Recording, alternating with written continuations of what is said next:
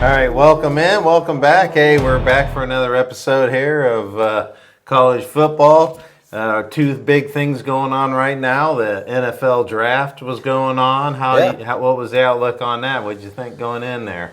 I think it went great. I think the teams are loading up. There's a lot of players coming off the board. How about the Buckeyes getting 14 draft picks to the point we had last seen? One off of the record, you say? Yeah. So that's a lot of talent. And, Michigan had quite a few in the first round go. Yeah. Big Ten showing out. To me, the highlight of the weekend was Shedeur Sanders going to be drafted or not? I mean, this guy was what you thought was a top 5 pick easy. And, what changed here? Was it just the Deion Sanders effect here, just a little too much hype and he just didn't show up? Or how do you feel that, was it deserving of him losing that? I think he should have been drafted higher than what he got drafted, but I don't think he's as good, and I've mentioned that before, as everybody thinks. I think the circus that goes along with him, his arrogance hurt him. He's a talented player. I don't want to come across like he's not a bad player. He's talented, but not as talented as he thinks. Not as talented as Deion wants to make him think. He's certainly not retired jersey worthy. Maybe in the Hall of Average, but Yeah. That being said, he's talented. Yeah, you definitely had that hype train along there, and one thing I think hurt him is he didn't have a pro day. He didn't work out, and he didn't show a lot of these guys that were interested in him, NFL franchises, how good he was, right? So, you kind of left it on the film at Colorado where, Colorado isn't getting the high recognition as the big schools are. So, I think that kind of hurt him a lot where he fell. And the other thing we talked about is the nil. First time ever we had a kid sit out and demand more money to play games. We're talking Nico Iamaleava from Tennessee decided that he needed to be paid a little more. And I guess last year in the college playoffs, he was going to sit out in these college playoffs and not play in that game. I mean, can you imagine that? Playoffs and you don't want to play in it. Well, here's what I'll say. I enjoy both those situations that we talked about because young people got to understand, know your worth, but prove your worth first. Mm-hmm. Okay? Now, Nico had a good year last year, but, he was making, I think, $2.4 million. Oh, I should make more. Mm-hmm. No. Tennessee slammed the door in your face, and now you go to UCLA, and you're making less. Yeah. Whoever gave him the advice, way to go, fools. Yeah, he definitely got some bad advice from family members that thought that, it's so hard in college football to, like you said, I want you to prove your worth. Yeah. And now you're getting caught up into this whirlwind here that a lot of the teams didn't want to do anything with him, and they turned their back to him. And now he went to UCLA. He signed with UCLA for a lot less money, plus California takes taxes out of that money, so a lot of that money's getting taken away. So it was a bad decision for And Nico. just the last point on this, look at the last performances Shedeur had and Nico had. Shedeur got blown out in the bowl game by Brigham Young, and Nico got mopped by Ohio State. Yes. Not the time to go waving the flag of how great you are. Right. Exactly. So let this be a lesson to young people. Yeah. Prove your worth, then go after your worth. Yeah, right. Yeah, I mean, for both of those guys, what was the end game? The end game was they're still they're both going to be drafted at some point, Sanders this year and Nico probably next year should be drafted. So, you really don't want to start off on a bad term there, which really could affect you. Yeah. And it seemed like it did with Sanders. Both of them. Yeah. With that being said, let's move along. Yeah. So we're still working on these teams before the college football season starts. We're still going along and picking out teams that we think are going to have some influence or some maybe make it into these college playoffs. So we're going along and assessing these teams here. And the team that we went with, Florida Gators. I mean, this team has a lot of potential. I mean, they got looks like to be a very outstanding quarterback, and they got a lot of talent on this team here. Yeah. So we're going to dive in, and we're going to talk about this team right here, Well, this is a team that we go back into the 90s was the pride of the SEC. Mm-hmm. They've fallen off, here in the middle 2000s until recently. Last year, they had a really good year, although they were only 7-5, but they were very competitive, and they did beat some teams along the way. So they took a step forward. And what we see on paper is, like you say, there's a lot of talent and potential on this team. So let's dive into it. Yeah. Last year, Florida had one of the toughest schedules out there. Game of the season, they started out, they played Miami of Florida, and they lost. Yeah. They got blown out. Yeah. They got blown out, 41-17. Mm-hmm. They played Texas A&M. They lost that one, 33-20. This schedule was brutal, really. Mm-hmm. I mean, they had Tennessee down the road. They lost to them, 23-17. They had Georgia on this schedule. They lost to Georgia. They lost to Texas. I mean, this team battled. They ended the season on a 4-game win streak, counting the bowl game, which was great. So this is where we're thinking that they're going to have something to say this year in the SEC going into it. I mean, they beat LSU. They beat Ole Miss. Mm-hmm. They beat a kind of a down year Florida State. Yeah. And then they had Tulane in the bowl game, which they kind of mopped them up, which – the hype train is now going on for Florida, which is really good here. So right now, the odds makers have them projected 6.5 wins on the season. So they're. I think it's a little low. Yeah, but so let's dive into this season here, which this season is another tough schedule here. So the 2025 season, they have LSU on the schedule. They got Miami on the schedule. They got Texas A&M. They got Georgia, Ole Miss, Tennessee. So they have a tough schedule coming up again. Mm-hmm. Where are you thinking that they're gonna improve on this schedule here? I think they're going to be fine because I've graded all these teams. I think Florida. Now, granted, my grading is on an experience level. It doesn't necessarily mean, but by what I see, I think Florida could easily be a dark horse winning the SEC because there is so much question at quarterback all around the league, as you were mentioning. Yeah. So, Lagway, although, he still has room for improvement, has a huge upside. Right. So, I think Florida's going to do well. Now, the schedule is brutal, as you said, but some of those teams, like your Ole Misses and your Miami of Floridas, they're kind of up and down yearly type teams. Are you catching them on an up or a down? Ole Miss is going to be looking for a little bit of payback since Florida kind of he put a big douse on their playoff run, but hey. I think Florida's set up to do just fine.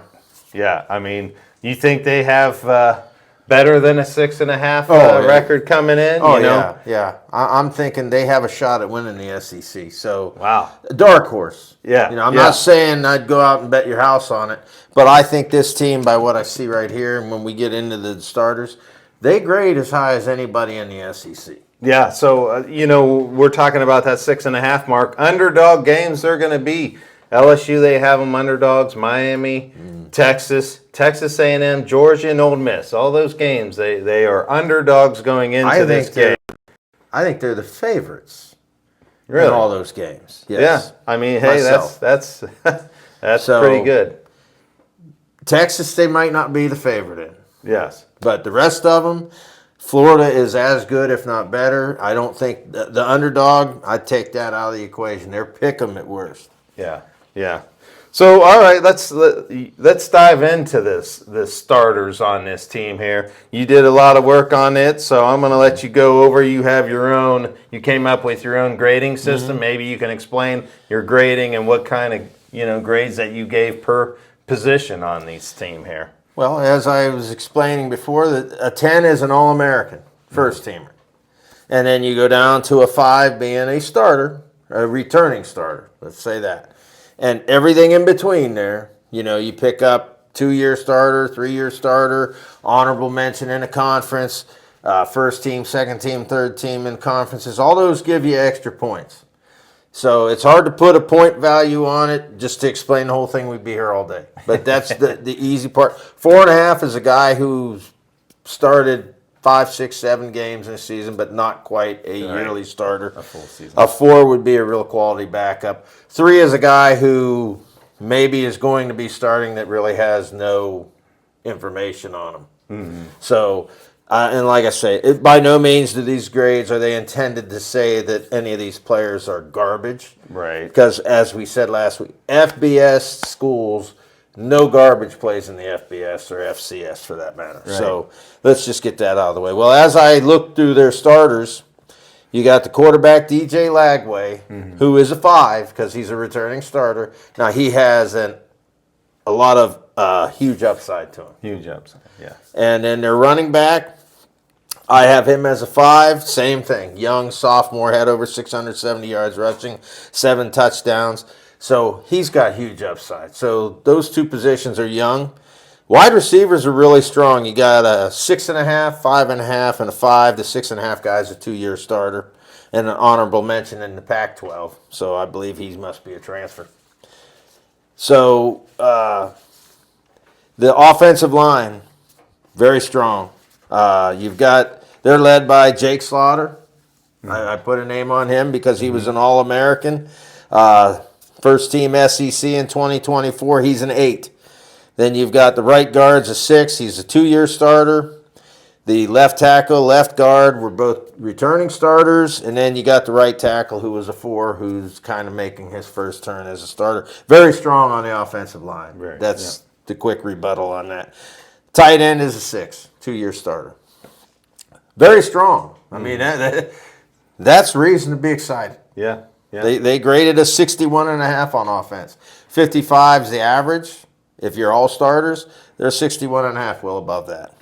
Yeah. So, do you want to say anything in the meantime, or you want me to go to the Well, no, like you said, their offensive line, like you said, their center's an All-American, and then their right tackle is all SEC. So they're loaded on the offensive line. Yeah. They're going to be able to protect DJ Lagway, who's going to probably have an exceptional year. We're looking at that he's going to have to if he wants to get this team up into the playoffs or in the top 12 rankings. Yeah. And their running back, Jordan Baugh, who is a sophomore, had an outstanding freshman year last year. He looks good. They had a Jacoby Jackson, who all he did on their spring game was had 10 rushes for 198 yards and 3 touchdowns in their spring game. So they have some depth at running back that you were alluding to. Yep. Their offense starting looks good on paper. So. And we'll get into the depth here in a little bit. But the defensive line, 3 of the 4 guys are starters. The guy that wasn't a starter is a 4.5. So right there. I mean, he obviously started a few games last year. You got the defensive end is a 2-year starter, and one of the defensive tackles is a 2-year starter. So you're looking at really good experience on the defensive line. Both linebackers are returning starters, the weak side and the middle linebacker. Now, the defensive backfield's a little bit of a mixed bag. This is where they have a little bit of a crack. Their safeties are both strong. The strong safety's a 2-year starter, and the free safety's a returning starter. All 3 of their cornerbacks will be making their first turn at starters, but they all have starting experience. So while it's kind of not a strength, can't really say it's too big of a wart either, because all 3 of them cornerbacks have experience, as I got listed. So the defense came in at a 56, just above the 1-year starter average. So I believe they're going to be in the running. Yeah. They're So going to be in the running. 2 standouts on the defensive side, and these are all SEC honored guys, are Miles Graham as a linebacker, and then Cormani McLean as a defensive back or cornerback, who is another all SEC. So the defensive side also has some depth on it, and they're going to be improved too. So I definitely agree that Florida's going to have something to say in this conference here. Yeah, I got quite a bit of other guys listed, not names, but just, there's quite a bit of depth on this team between reserve players and recruits coming in, a lot of it on the defensive side of the ball. Yeah, I mean, they're shaping up to be a very good defense. Yep, I agree with you there. Yeah, even though the score of them overall is down, there's a lot of depth on that defense. So will be some positional battles. Okay, yeah, yep. So another question that we want to talk about is, let's talk about the recruiting aspect here. Let's dive into that. You have some recruiting. You've been studying some of the recruiting class here, so I'll let you go ahead and report on some of those guys as well. What I have on their recruiting is their 7th overall in the nation. That's pretty darn good. 27 commits, 1 5-star, 16 4-star, and 10 3-star recruits. Now, when you want to break down into the positions, you got 2 4-star recruits at wide receiver. You got 1 4-star recruit at tackle, offensive line, 1 4-star recruit at running back, which was probably the guy you were talking about a few moments ago. Yeah. On the defense, you've got 2 edge guys that are 4-stars. You got 1 defensive lineman that's a 4-star. You've got 1 4-star linebacker. You've got 2 4-star cornerbacks and 2 4-star safeties. So when I just said that their defensive backfield, there's help. So this team to me is loaded for bear. I mean, they could return to the glory of the '90s that this team had for years there. Yeah, like safety, they got Hilton Stubbs, who is teetering on a 4-star, 5-star, depending on, and he's able to move up. He's a high-rated guy, 6.1 on the rating scales as far as I see. Another defensive back, they got Ben Hanks coming in. He's another elite defensive back coming in. So like you said, the defensive side, they're going to have a lot of guys coming in, Yeah. So I think they're going to do well on the defensive side as far as their recruiting. Like you said, they're ranked 6th or 7th ranking recruiting class, which is very good. 28 commits coming in. The biggest side is going to be the offensive side. They got 2 super studs coming in at receiver position. They got Varnell Brown, who is a 5-star wide receiver, and then they got Dallas Wilson, who is a 4-star, almost 5-star kind of guy, and all he did in the spring game was catch 10 balls and 2 touchdowns. Yeah. So these guys are going to have outstanding upside coming into the season here. They may even get some quality time. Their recruiting class is very good. They got a 4-star backup quarterback, Tramel Jones, coming in. He looks pretty good in case, God forbid, if DJ Lagway, who is a running quarterback, could get hurt. Could get some punishment during the season playing in that SEC there. Yeah. But they also had a transfer quarterback coming in. So Harrison Bailey, who is a quarterback transferring from Louisville. And then they have a receiver coming from UCLA, Michael Sturgevant is his name. I think I pronounced his last name good. He's looking like he's going to have some playing time, and he's going to fill right in at the receiver position. So like I said, they didn't dive real heavy into this transfer class coming in. Those are really the 2 guys that I think are going to have chance at quality playing time. Like I said, they're ranked 95th. So as far as the transfer class, they didn't hit that real hard. Now the portal's still open as far as the spring portal coming in, so they could be getting more help coming in as that goes. But or losing help, unfortunately. Definitely, they could definitely lose some guys, I know for sure. So with all that being said, we both like Florida. So my question is, how are they going to factor in this SEC? Where do you rank them in the SEC? I think they're in the top 3 right now, because there's so much, as we have both kind of looked through the SEC, as we've done South Carolina and Ole Miss in the past, and we did Georgia. There's a lot of uncertainty on all those teams. Yes. All of them, Ole Miss and Georgia both lost their quarterbacks. Yeah.